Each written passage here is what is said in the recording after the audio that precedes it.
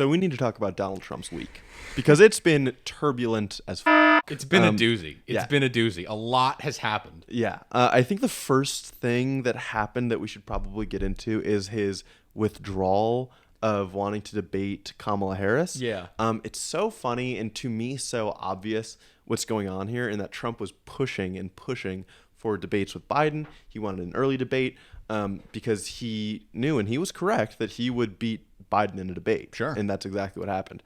And now he sees Harris, and he thinks Harris is good on the stump, very articulate, sharp, and I think he's scared to debate her. Oh, he's totally scared. Yeah. He's absolutely scared. He's a little baby right now. Okay. He's scared. He doesn't because now he's getting challenged, and he hasn't been challenged on a debate stage in a very long time. Yeah. He hasn't really been challenged since 2016. Really, no, that's not true. In 2020, he was challenged by Biden. But keep in mind, he stayed out of the Republican primaries all throughout. And what was his reasoning? He said, "I'm up in the polls. I don't need to." Yeah. And he said the exact same thing in an interview related to Harris yesterday. Yes. He said, "I'm up in the polls. Everyone knows me. Everyone knows her. What's the reason that I have to debate?" Yeah. He's scared, dude. Totally. He's scared. Do you think, so for the Republican primary reasoning, do you think he was scared then as well? Because then I think maybe he was scared. It was a bit like there's nothing to gain here.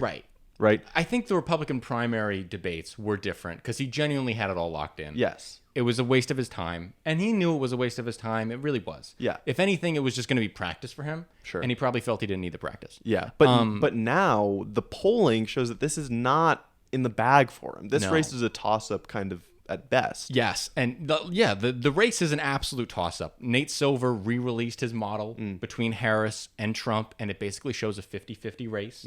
When you only look at a lot of the new models coming out, and if you take out other factors but only rely on polling, Harris is in the lead in a lot of those. When we look at high-quality polls, when we only look at A and B-rated polls, we're in a dead heat, guys. Yeah. We're in a dead heat. Which means, of course, that the only reason there would be nothing for Trump to gain in a debate is if he's confident that he'll lose the debate. Yes. I also think he's a little diluted, and I think he's only looking at the polls that have him up. Yeah. I think he doesn't believe polls that have him down. That's why when Fox News releases battleground polling and it shows him actually down in a lot of states, he goes, why aren't you releasing polls from a real person like Rasmussen or Trafalgar? And both of these are Republican polling agencies that don't really publish their methodology and have been like harshly criticized. I think Trafalgar famously had the Vermont governor's race within 4 points in 2022, and the Democrat won by 30 or something. Really? So it's one of those polling agencies that you should really just throw out. Yeah. And he's asking news agencies to publish them, which tells me those are the only ones he's looking at right now. Yeah, I guess that makes sense. So we've already got, he looks super weak there. Harris comes out, of course, after it happens. She's giving a speech, and she's like, looks like he's scared. Oh, yeah. He doesn't want to debate me. He's talking a lot about me, but he's not going to say it to my face, which I thought was a great move. Such a great line. Great move. So, have you been impressed with her ability to attack Trump so far? Yeah, I have, and I feel like it's a good way to transition to how Trump responded at the NABJ interview that he had. Man. Because, I mean, we'll get into what he said. Explain what the NABJ is. So, National Association of Black Journalists, Trump was there, and he got interviewed on stage by an ABC reporter. I forget her name right now. Her name should be chiseled in stone, but I don't remember it either. Yeah, but basically, she just tore him apart. And she didn't tear him apart because she was attacking him explicitly. It was more just she was asking tough questions, and Trump had a very difficult time answering them. And at one point, I think the way to connect this to Kamala's responses real quick is he implied that Kamala Harris kind of switched her race. I don't have the exact quote, or maybe I do. Maybe I do. Basically, he was like, for so long, like I knew about Kamala Harris, and she was always the Indian person. And all I heard about her was Indian. And then he, like at one of his later events, he flashed up on screen a tweet that she's the first Indian American senator or something. And then he's like, but then a few years later, she's black all of a sudden. And she kind of implies that she turned black as a political stunt. And he says this to a room of black journalists. And when Kamala responds, this is why I think she's done so well. She's not too critical or brutal towards him. She's Right. just like, it's just more of the same. I don't care about it that much. It's the Michelle Obama, when they go low, we go high. Yes, she's very, very effective of making him seem small. And I think that's what she's been doing really well. She's making him seem small with the weird commentary, right? Yes. Which is really important that we have to go into more in depth in a little do. bit. But the weird commentary makes him seem small. Her like lack of caring about this type of insult doesn't even care. It doesn't faze her. It's not letting, she's not letting him get to her. Yeah. And that is making Trump angry. But in addition to this, this is like an extremely terrible, insulting thing to say to a room full of black people. The largest race, quote unquote, in America is biracial people. It's very possible to be Indian and black. It's a very common thing in America to be confused about your racial identity because you have two different sides of your family and you don't know who to identify more as. And a lot of people feel like they're fake black in a lot of circumstances. And that's a real thing that people go through. Yeah. If anything, Trump is just proving that point that it's difficult to be biracial in America. And because you get attacked no matter what. Yeah. Well, I think because I wanna be clear about what the messages from both sides are and how it plays.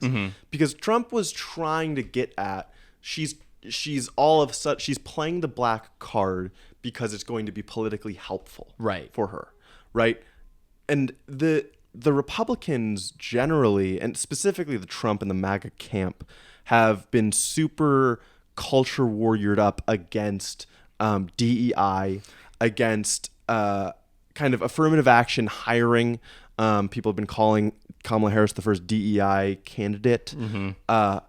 And Trump is kind of trying to play into how stupid that is. Like how Harris and people should dislike Harris because the Democrats and she is posing herself as better or special because she's black. But what's happening, I feel like it's completely backfiring because he and the Republicans are the only ones putting any attention on it. Absolutely. Kamala Harris and the Democrats are coming out with policy, with ideas to help people's lives. They're completely shying away from this culture war. And I think this is what fits into the weird commentary as well. It's like she's positioning herself as the normal politician who's actually trying to help people, whereas Trump and even more so probably JD Vance are attacking them on culture war things like gender, with JD Vance's childless cat ladies thing. They're worried too much about the birth rate, whether or not people have kids. And Kamala Harris and Democrats do still espouse policies that are very pro-family. Very pro-family. But they're not also attacking people with less traditional family structures. Absolutely. And this is where the weird commentary comes in here, because when Trump comes out and he doesn't denounce, he was asked explicitly, is Kamala Harris a DEI hire? Yeah. And he couldn't say yes or no. Well, he tries to put it back on the interviewer because he was like, what is DEI? So he asks the interviewer to try to define DEI, even though he knows perfectly well. Yeah. And so anyone who's able to see through what he's doing, he's trying to say like, this is a ridiculous premise, but anyone who's watched him realizes this is his dog whistle. Like this is his way of shining the spotlight on like race is an issue that you should be concerned about, and you don't want a black or an Indian woman in there. And so now every advisor around Trump, I assure you, was telling him, you got to pivot off of this, dude. You got to get off of this. This is a losing issue for you. This is not good. You got to get away from this. I don't know if you know, Chris Sununu put an op-ed in the New York Times specifically saying that. Did not know that. Yes. Chris Sununu is the governor of New Hampshire, moderate Republican, but still supporting Donald Trump. Did not know that. I might read it. That's hilarious. Yeah. Everyone's telling him, dude, you got to get away from this. But he's not. He goes to a rally the same day, and he, like you said, he puts up a big tweet that highlights Kamala Harris's Indian heritage. He posts a picture online of her celebrating a Hindu holiday in her Indian garb with her mom's side of the family, who was Indian from India. He also questions her. Like, I've seen Republicans online. This isn't Trump, but I've seen Republicans online attacking her for not being a real American because both of her parents weren't born in the United States. So we're getting to some scary territory now. Sure. You know? Yeah. And Trump is only fueling that fire by attacking her race and making it a center point of this conversation. Yes, and he's very much not trying to like douse the flames. I feel like that's the important distinction. Even if Trump isn't saying that himself, isn't trying to cast doubt, even though, of course, we're not even touching on Trump's birtherism during the Obama administration, which is how he got into politics.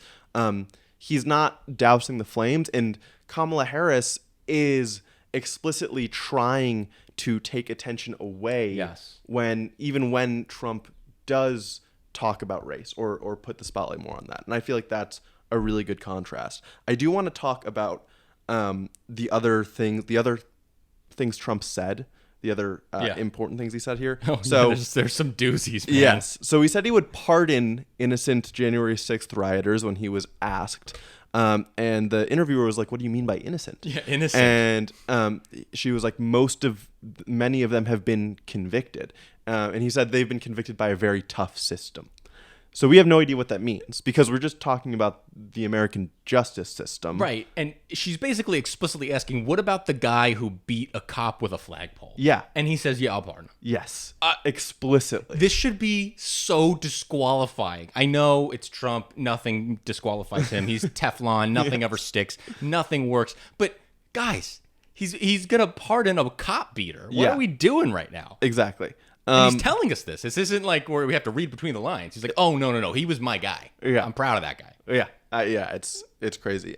He said she asked something about J.D. Vance and like whether he was dragging Trump down or whether he was a good VP pick. Yeah. And Trump's response, rather than defend Vance, was people vote for the president. Yeah, VP doesn't matter anyway. President. Yes. VP doesn't matter anyway. The VP, he's like, we all know the VP doesn't really do anything. Which is insane. Which is true, but also an insane thing to be saying about your pick you made like 2 weeks ago. Especially also, which is hilarious because he's trying to run against Kamala Harris as VP with her record as VP, and then he goes on to admit that the VP doesn't do anything anyway. So it's like, what are we doing here, dude? It's absurd. And then I feel like the last line I want to bring up is where he said that immigrants are coming in and taking all of the black jobs. And could I please, the way he says black throughout this whole interview is like you're watching Anchorman 2. Yes. Have you ever seen that movie? There's a scene when Ron Burgundy, the main guy played by Will Ferrell, is like interacting with his boss, who's now a black woman, and he's like, black. Yes. It's exactly what Trump sounded like. Yes. Black jobs. Black jobs. Yeah.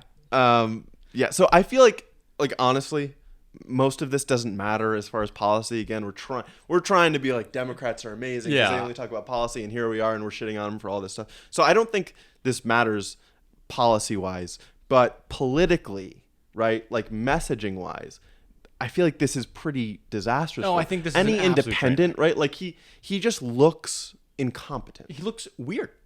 Yes. He looks deranged. He looks troubled. Yes. You know? Yes. I also want to point out this weird thing. This is coming from initially an interview that Governor Tim Walz of Minnesota gave on Morning Love Joe. him, dude. Yeah, he's great. And he delivered it in a way that sounded super natural, which I feel like he does really well, and it's why I love him.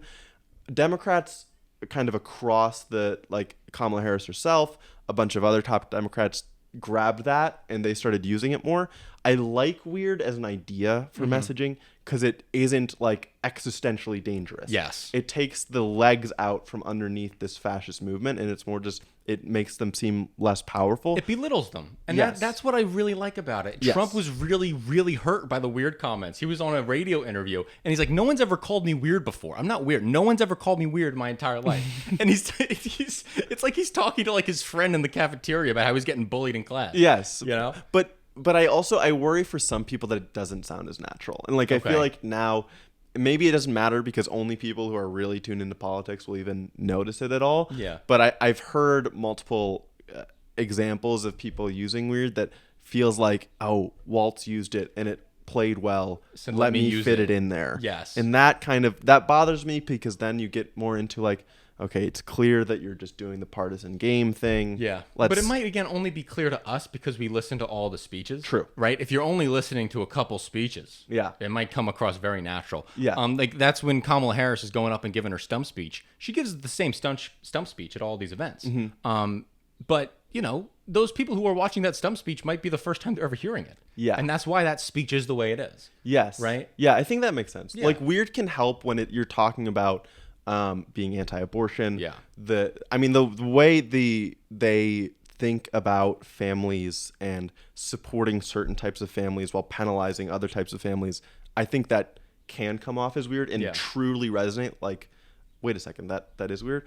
But then I think there is a slight danger, or there's a risk on the other side. That's like, calling them weird is just like, you're obviously trying to insult them in a way that doesn't necessarily like have to do, if they are proposing any real policy, you're like ignoring that. Sure. Right? Right. You would have to tie the weirdness to the weird policy. Yes. Right. You have to make that connection. Exactly. And that's important. And the only other danger is if weird starts to get tied to the voters, the Republican voters, and it's similar to deplorables. That's the danger. That's the danger. Of course, weird is less negative than deplorable, but you don't want to be like, anyone who supports these people are weird, because that'll lose you the election. And what we've seen so far is the Democrats have been very good at just calling the guys weird. Like J.D. Vance is a weird guy and it leads to weird policies. Yes. They're not calling the people who support them weird. And a lot of times, especially a guy like Tim Walz, governor of Minnesota, from a Republican district a lot, you know, he's really good at communicating with Republican voters. He's very good at that. And this weird comment coming from him, he actually makes it like very clear to the point I never would have even got it construed with it going to the voters. The way that when Hillary Clinton says basket of deplorables, you're like, what? How could she say that? No, that's exactly what she meant, right? But Waltz specifically was like, no, you're where you have to have these weird conversations with your uncle at Thanksgiving about like child policy or something. That was perfect, right? Because that is a thing that people now like, that resonates with them when, if you are talking to some extreme like MAGA, like someone who's almost a nerd about MAGA, right? It's like, yeah, that is a weird conversation. Like, if anyone knows that experience. Yes. Yeah. In addition to all of this NABJ stuff that was going on, Donald Trump has also had a falling out with Kyle Rittenhouse. You may or may not remember Kyle Rittenhouse. He was a guy who shot two people at a BLM protest / riot that went on a couple years ago. Very contentious issue. Went to court. He got acquitted. But ever since then, he's been like a darling of the Republican Party, and he's been a big Second Amendment activist. And he recently went online and said that he will not be voting for Donald Trump because Donald Trump is not adequately pro the Second Amendment. He cites him like banning bump stocks and being for age restrictions on assault weapons, which isn't really true. He did somewhat side with a Manchin / Pat Toomey proposed bill that would have capped ages, but it never went anywhere. So Kyle Rittenhouse is like, I'm writing in Ron Paul. I'm not going to be voting for Donald Trump. And Donald Trump sees this and gets so mad, he tweets this out, or truths this out. Sad to see Kyle Rittenhouse, who I supported after he murdered more people than me, literally, has gone woke and didn't vote for me. If it were up to me, he'd be in jail. Ungrateful. This country needs loyalty, not betrayal. Make America great again. Your jaw? That's how I reacted when I first saw this. If it were up to me, he'd be in jail. Murdered more people than me. What does that even mean? That's insane. Murdered more people than me. Literally. What does that mean? Why are you emphasizing it with the literally? Did you murder more than 0 people? What are you talking about, dude? And so, I mean, this is weird. This is just weird behavior.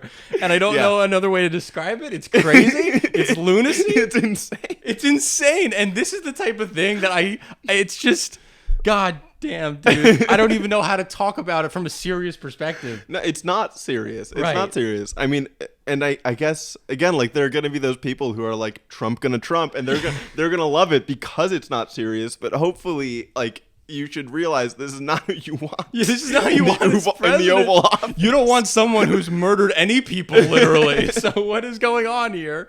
God damn, dude. That is nuts. Okay, yeah. So a crazy week for Trump. I think overall it's been mildly disastrous. Yeah, I mean, like the glimmer of silver that can be found in this poopy week he's had is his fundraising numbers weren't terrible. Yeah. He raised $139 million in the month of July. Yeah. He has about $330 million cash on hand. Good stuff. Mm-hmm. When you compare that to Harris, she obviously has raised much more money. She raised over $300 million this month. Yeah. But it's not a fair comparison because she just launched her campaign. Yes. She has about $370 million cash on hand. So she's got $50 million more in the bank than him.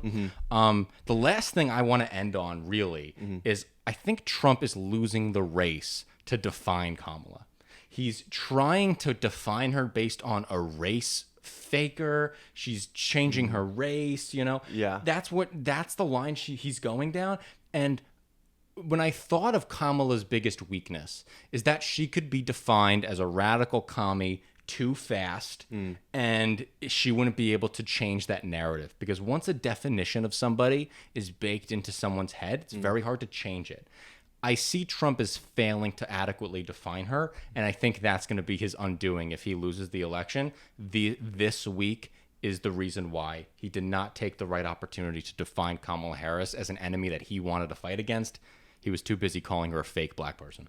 Okay, I like that take. The only thing I'll add is I feel like they've wanted to define Harris as like too far left and commie, and I feel like the Republicans are finally coming up against a boy who cried wolf problem, where they've called every Democrat a communist for too long, so that it's hard to make it stick. Yeah. Yeah. I think that's totally right.